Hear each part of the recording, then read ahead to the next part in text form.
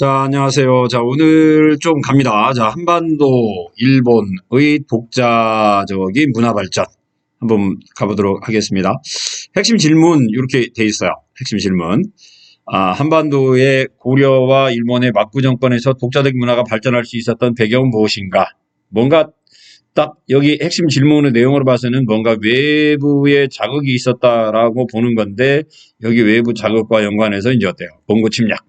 그래서 이제 지금 여기서 이제 보려고 하는 시기는 바로 이제 수해 건국과 그 다음에 북방 유목민족, 그 다음에 몽골의 시기에 해당되는 우리 한반도와 일본의 역사 함께 볼 수 있도록 하겠습니다. 특히 이제 몽고의 우리는 약간 이제 몽고의 정치적 간섭을 약 100여 년 받고, 일본 같은 경우도 이제 몽고의 침략을 받게 되는데, 이제 그것이 우리나라라든가 아니면 일본의 고유문화 형성에 어떠한 영향을 주었는가까지 한꺼번에 보는 단원 내용입니다. 자, 고려 문화의 발전 보도록 합니다. 고려, 뭐 워낙 심플한 거니까, 고려를 세운 왕건. 끝났죠? 후삼국 혼란을 극복하고 936년 다시 통일하였다. 이때 중국은 무슨 시대였어요? 이때 중국은 907년부터 960년까지 5대 뭐였어요? 10국 시대였죠? 5대 10국의 혼란기. 이게 중국이 5대 10국의 혼란기일 때 불행스럽게 우리나라도 혼란기였죠. 만약에 이때 중국이 5대 10국으로 분열되어 있었고 우리나라는 강력한 통일왕조를 이루었다. 그래서 이제 뭐 광개토태왕과 같은 아니면 근초고왕 같은 제왕이 등장했다라고 한다면 역사는 또 한번 바뀌었을 수도 있겠으나 중국이 분열될 때 하필이면 우리나라도 분열이 되어 있었다가 936년에 통일합니다.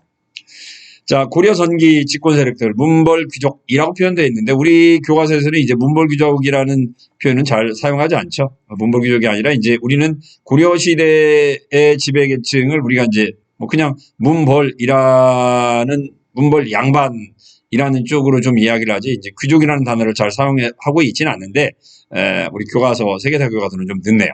아무튼, 문벌 귀족이 각종 특권으로 독점하였으나, 1170년 무신정변으로 몰락하였다. 무신정변으로. 그러니까 우리나라는 1170년 무신정변으로 문벌귀족이 몰락을 했었고요. 중국에서는 남북조, 그 다음에 어때요? 당나라까지 지배 세력이 문벌귀족이었는데, 이 문벌귀족들은 어떻게 돼요? 아까 이야기했던 당나라 말기의 절도사, 그 다음에 5대 10국 시대에 이 절도사들은 거의 대부분 누구예요? 무신들이었죠? 무신들, 문벌귀족들을 어때요? 닥치는 대로 정리를 해주죠. 정리를 해주면서 이제 중국은 5대 10국 시대를 거치면서 문벌귀족은 사라졌고, 우리나라는 언제예요? 이 무신정변을 거치면서 역시 뭐가 몰락하게 돼요? 이제 문벌귀족들이 몰락하게 됩니다. 그러다가 13세기 몽고의 침략으로 무신정권이 무너진 다음에 원의 간섭을 받았으나, 이제 그러면서 이때 새롭게 등장한 지배 세력은 이제 온나라 후기에 등장했던 세력은 누구였어요? 한국사 시간에 배운 걸로 하면 권문세족이었죠. 바로 이제 이들 권문세족과 그 다음에 원의 간섭을 물리치고 자주적 개혁을 시도했던 왕이 바로 누구였어요? 공민왕후 개혁이었다. 자, 그렇게 되는 거고요. 자, 고려는 수차례의 외침을 물리쳤다. 뭐 고려는 우리나라 역사상 가장 많은 외침을 받은 나라였죠. 가장 먼저 거란족, 그쵸? 그 다음에 두 번째로 여진족, 그 다음에 세 번째로는 뭐예요? 몽골족. 몽골족이 끝난 다음에는 약간 짜잘해집니다만은 북쪽으로는 홍건족, 남쪽으로는 어때요? 왜구. 무수히 많은 외침을 이겨내며 뛰어난 문화를 발전시켰는데, 이제 고려 시대에 만들어진 그런 독자적인 문화, 뭐 그래요. 공예예술로서는 상감청자, 그 다음에 금속활자. 아까 금속활자라는 거 이야기했는데, 금속활자 하면은 우리 이제 뭐 상정, 공음, 예문 이라는 것이 나와요. 1234년에 만들어졌다라고 하는 것들이 기록만 남아있죠. 이규보의 동명항변으로 보면 기록으로만 남아있고 실제로는 없어요. 그런데 재밌는 건 요 1234년이 세계사에서는 재밌는 역사예요. 바로 금나라가 멸망한 연도가 오쿠타이에게 멸망한 연도가 몇 년이냐면 1234년이에요.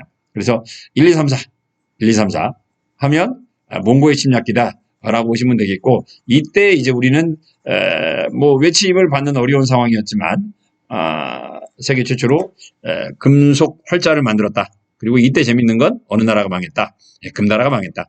금속 활자를 만들었을 때 우리는 요 상감청자 기술이 가장 발달했을 때도 역시 몽고의 침략을 받던 상황이고요. 그 다음에 8만 대장경을 만들었던 때도 역시 어때요? 몽고의 침략을 받던 그런 상황이었어요. 이게 재밌는 건 외침을 받는 동안에 도리어 우리 문화는 그 어느 때보다 더욱더 발전을 했다라고 하는 점이고요. 그 다음에 이제 일본 한번 보도록 할게요. 우리가 일본의 역사는 여태까지 어떻게 배웠어요? 710년에서 794년까지 일본에서 우리 나라에 있었다. 나라 시대. 이제 나라라고 하지만 우리 교과서에서는 이때 일본의 수도는 헤이조교라고 이야기를 하고 있고요. 나라 시대. 이때는 왕권이 강했다라고 이야기했죠. 왕권 강력. 그러다가 이제 794년에서 1100 몇 년이냐 이게 84년인가요? 1184년. 요 때는 수도를 어디로 옮겨요? 헤이안으로 옮겼죠. 그래서 이때는 무슨 시대? 헤이안 시대였는데 이때는 왕권이었대요. 약했다라고 이야기했죠. 그 헤이안 시대 이야기를 요 부분에서는 조금 이제 언급을 합니다. 드디어. 자, 아무튼 일본에서는 헤이안 시대 중엽이로 지방의 치안이 약화되다. 지방의 치안이 약화됐다는 이야기는 왕권이었대요. 약했다는 이야기죠. 왕권이 약했고 호족들이 지방 권력을 장악을 해요. 그러면서 이때 이제 지방 권력을 장악했던 호족들이 자기 재산을 지키기 위해서 누구를 고용했다? 무사들을 고용했다라고 말씀드렸고요. 무사요. 무사들을 고용하기 시작했고요. 그래서 이 무사들은 지방뿐만 아니라 수도에서도 무관이 왕실이나 귀족의 신봉 경호를 하면서 실력을 양성받았다. 이제 무사들 가운데 실력을 양성받았던 애들은 우리가 동량 그래요. 거지 말고요. 우리가 이제 동량, 집안의 기둥이다. 라고 할 때 이제 우리가 이제 동량이라는 단어를 쓰는데 도료. 이때 이제 무사계급들이 이제 동량으로서 실력을 인정받게 돼요. 이들은 서로 연합하거나 항쟁을 되풀이하면서 거대한 무사계급으로 발전했고, 그래서 헤이안 시대 말기에는 이들이 이제 권력을 완전히 장악하게 되는데, 헤이안 시대 말기에 그래서 이제 이들 무사계급이 두 개로 정리가 돼요. 두 개로.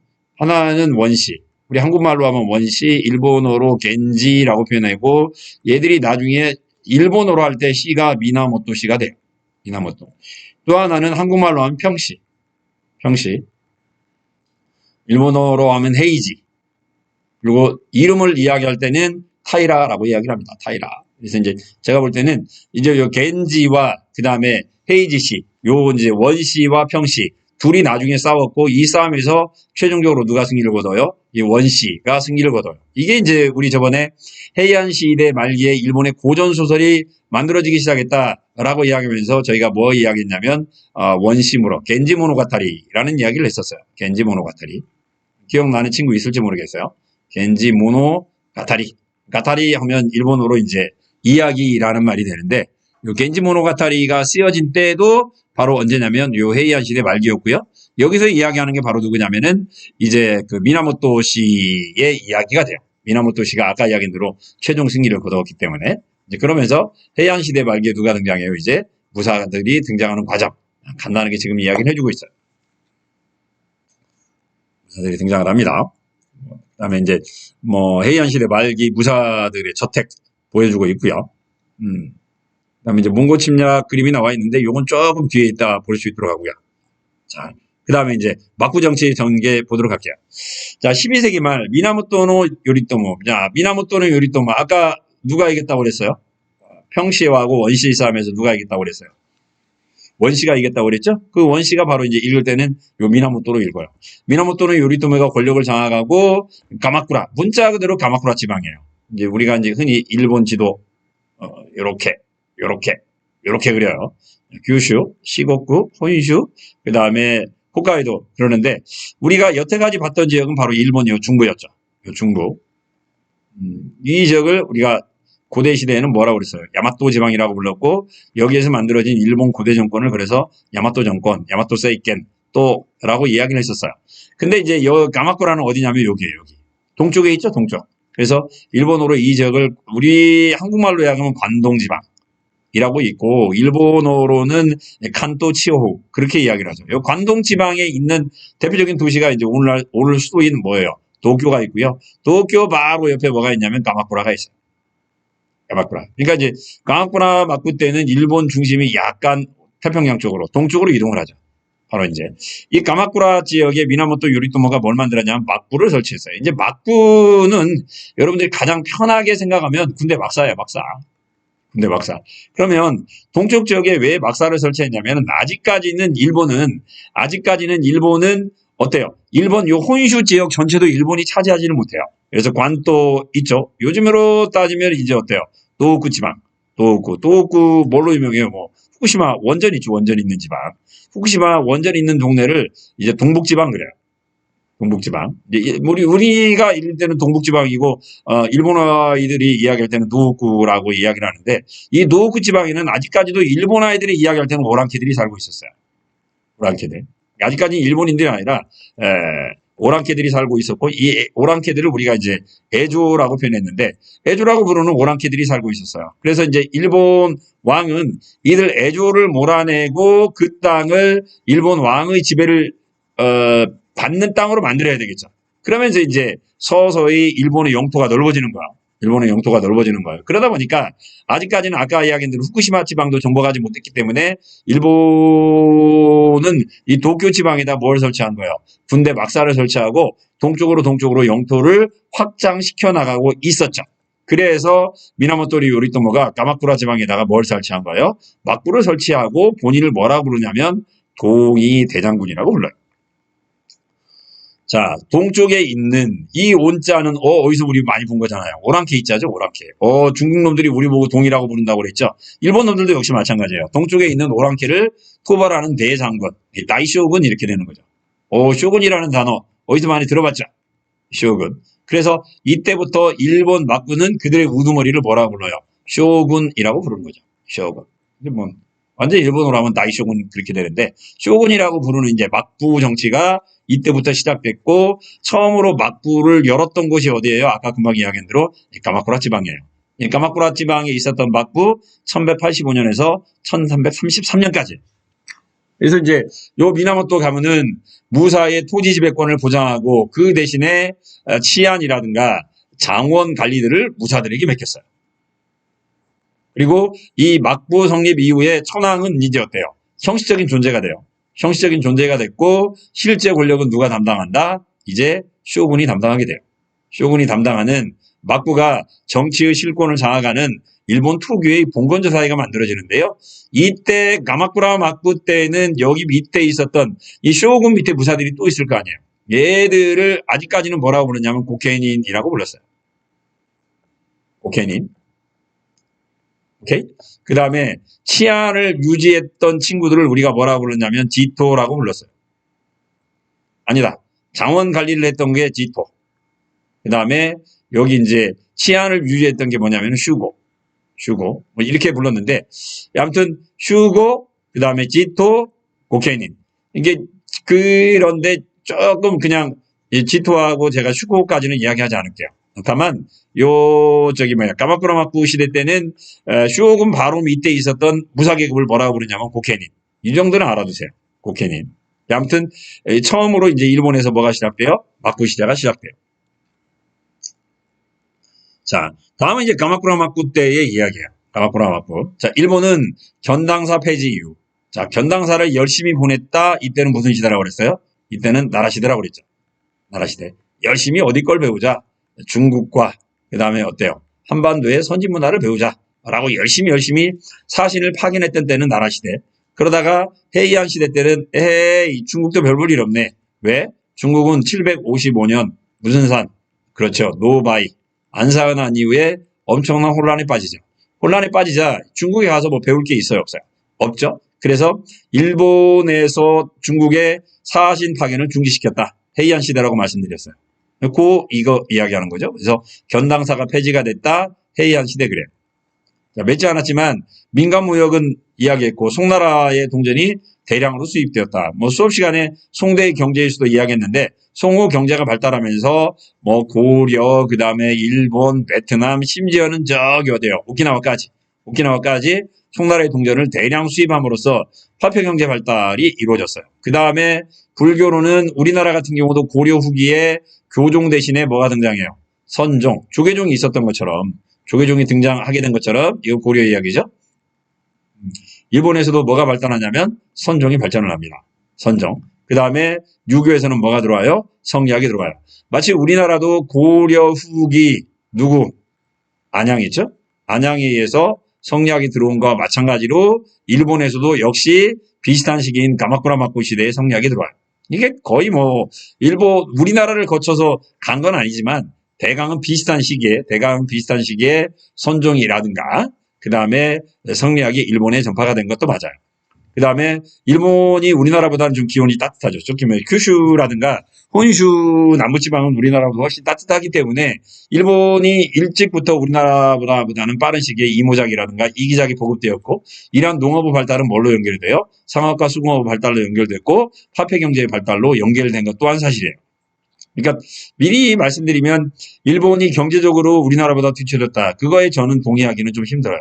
자연 조건이 물론 다는 아니지만 일부분은 일본이 우리나라보다 뭐 좋았기 때문에 중세 이후부터 일본 경제가 우리나라 경제를 좀 따라잡았다라고 보시면 돼요. 특히 규모 면에 있어서는. 이제 그 다음에 이제 가마쿠라 막부 마지막 이야기가 나와요. 가마쿠라 막부 말기에 일본은 두 차례에 걸친 원나라의 침략을 받아요. 우리 저번에 이제 원나라 이야기도 했는데 원나라 왕 가운데 일본에 쳐들어간 약간은 제정신이 아닌 사람 바로 누구예요? 6대 임금이죠. 6대 임금. 뭐 원나라로 이야기하면 이제 4대 임금이었던 누구였어요? 몽고 하면 이 친구 아니면 이 친구가 나온다고 그랬죠. 징기스칸 아니면 세종 쿠빌라이. 둘 중에 하나예요. 세종 쿠빌라이. 근데 이제 이 쿠빌라이 칸이 일본 원정을 2번 하죠. 이렇게 고려를 복속을 시키고 고려를 복속을 시키자마자 그게 이제 1271년이니까요. 1271년 고려 정부가 강화도로 환도하자마자 일본 쿠빌라이 칸은 이 고려 군대를 동원해서 일본 원정을 시도합니다. 1274년이요. 재밌는 건 여기 보니까 남송을 고립시키기 위하여 일본의 조공을 유지하였지만 일본이 이를 거부하자 처음으로 일본 원정을 시도했고요. 그 다음에 두 차례는 또 이제 중간에 뭔 일이 벌어져요. 이것도 역시 시험 문제 굉장히 많이 나와요. 그러니까 1279년 어디가 망해요? 남송이 멸망을 합니다. 오케이? 1279년 남송을 멸망시키고 나서 쿠빌라이가 일본을 복속시키기 위해서 다시 한번 공격을 하죠. 다시 한번. 이때는 1차 때는 고려군이 주력이었다고 한다면 2차 때는 남송군이에요. 남송군. 그래서 양증하 하류에서 남송군이 배를 타고 출발해갖고 중간에 어디에 들러요? 탐나. 제주도죠. 제주도에 들러서 여기 있는 그죠? 말을 싣고 다시 어디로 간 거예요? 일본 규슈를 다시 공격을 했던 거죠. 그런데 두 번 이처럼 그 쿠빌라이 칸이 일본 원정을 시도했지만 둘 다 실패로 끝납니다. 둘 다 뭐가 불러요? 태풍이 불었죠. 타이후. 태풍이 불었는데 일본 아이들은 이 태풍을 뭐라고 불러요? 가미카제. 맞아요. 여러분들 가미카제라는 단어 어디서 많이 들어봤어요? 그죠? 태평양 전쟁 말미에 가미카제 특공대라는 단어를 많이 들었을 텐데 바로 그 단어입니다. 마치 쿠빌라이 칸이 일본을 공격할 때 태풍이 불어서 몽고의 침략이 실패로 끝났던 것처럼 미국이 지금 일본 본토를 공격하려고 할 때 신이여 다시 한번 바람을 불어주세요 라고 바랬지만 2차 세계대전 때는 신이 일본을 버린 거죠. 아무튼 가미카제. 그래서 이때부터 일본은 본인의 나라는 무슨 나라다? 신이 도와주는 신국이다. 가미노쿠니라고 하는 엉뚱한 사상도 이때부터 생겼죠. 자, 아래 그림 보니까 뭐가 있어요? 그쵸? 여몽연합군이 일본을 공격하는 그림이 나와요. 일본이 공격하는 그림이 나와 있는데 여기 보면 제가 이 죽는 놈 이놈 이름도 아는데 까먹었어요. 여기 보면 뭐가 터지냐면 요가 터져요. 요게 바로 뭐냐면 화약이에요. 여기 보니까 뭐 대포라고 표현했는데 뭐 이건 뭐 대포라기보다는 그냥 일종의 얘는 수리탄이죠. 아직까지는 수리탄이에요. 수리탄으로서 일본 여몽연합군이 뭘 가져가냐면 요 화약을 가져가요. 화약 때문에 일본군들이 엄청 고전을 많이 하죠. 화약 때문에 고전을 많이 했었는데 두 번 다 뭐가 불면서 태풍이 불면서 이제 어때요? 여몽연합군의 일본 원정은 실패로 끝났는데 문제는 그 다음이에요. 자, 요 큐슈가 공격을 받자 아까 이야기했던 가마쿠라 막부는 전국에 있는 부사들을 큐슈로 보내요. 큐슈로 보내가지고 어거지로 막기는 막았는데 근데 이제 문제가 생긴 거죠. 원래는 일본은 봉건시대잖아요. 봉건시대에서는 부사들이 와서 싸우고 나면 전리품이라는 게 있어야 돼요. 전리품. 전쟁에서 이겼으니까. 일본 내부에서는 무사들이 싸울 때 어때요? 전쟁에서 이기면 패배한 무사들의 토지와 재산을 줘요. 그러니까 열심히 가 싸운 거죠. 왜? 이기면 상대방 것이 누구 것이 되는 거야. 다 내 것이 되는 거죠. 그죠? 땅 다 먹게요. 그러니까 돈 놓고 돈 먹겠던 거예요. 이기면 다 내 거예요. 그런데 여몽연합군과의 싸움에서 열심히 싸워갖고 이겼는데 땅이 있어요, 없어요? 없죠. 땅을 주려면 어디로 쳐들어가야 돼요? 고려로 쳐들어가나 아니면 중국으로 쳐들어가야 되는데 이건 뭐 방어전쟁인데요. 그러다 보니 까마꾸라 막부에서 실컷 부사들을 동원했는데 이들 부사들에게 토지와 재산을 주지 못해요. 그러다 보니 전쟁에 동원됐던 부사들이 야 우리는 흙 파먹고 사냐 라고 하면서 뭘 일으켜요? 반란을 일으키죠. 반란을 일으켜요. 반란을 일으키자 그동안 어때요? 누가 밀렸었다고 그랬지 그동안? 까마꾸라 막부 때? 천황이 누구에게 눌려 있었다고 그랬어요? 쇼군에게 눌려 있었다고 그랬죠? 그죠? 쇼군에게 눌러 있었던 천황이 이때가 기회다 해갖고 고타이고 천황. 고타이고 천황이 반란을 일으켜요. 전국에 있는 무사들아 모여라. 내가 까마꾸라 물리치고 까마꾸라가 가지고 있는 땅 너희들한테 다 줄게. 이렇게 하면 이제 싸움이 되잖아요. 이제. 그래서 천황편과 쇼군편으로 갈라져 싸우는데 이때 누가 이기냐면 천황이 이겨요. 천황이 이겨요. 그런데 그래서 이제 천황편이 이기니까 이제 무사들이 천황 나에게 땅 줘. 그러니까 뭔 소리야. 천황의 욕심은 뭐예요?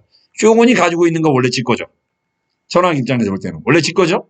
이거 무사들에게 다시 줘야 안 줘요? 안 줘요. 뭐라 그래요? 야 이거 원래 내 거야. 따라서 이거 너희들한테 못 주어라고 하는 거예요. 배째라 하는 거죠. 배째라. 그러자 이제 무사들이 또 어때요? 다시 화나죠. 그죠? 뭐라고? 실컷 이기겠더니 이게 다 네 거라고 지 거라고. 그래서 무사들이 다시 반란을 일으켜요. 다시 반란을 일으켜서 고타이고 천황을 또 몰아내요. 몰아내고 아시가가 다카우치라는 친구가 어디에다가 교토에다가 무르마치 막부를 열어요. 무르마치 막부를 열면서 가마코노 막부는 완전히 망하게 되고 일본은 새로운 막부 무르마치 막부 시대가 됩니다. 그런데 무르마치 막부 시대 아까 고타이고 천황을 몰아냈다고 하는데 애가 도망가요. 남쪽으로 도망가요.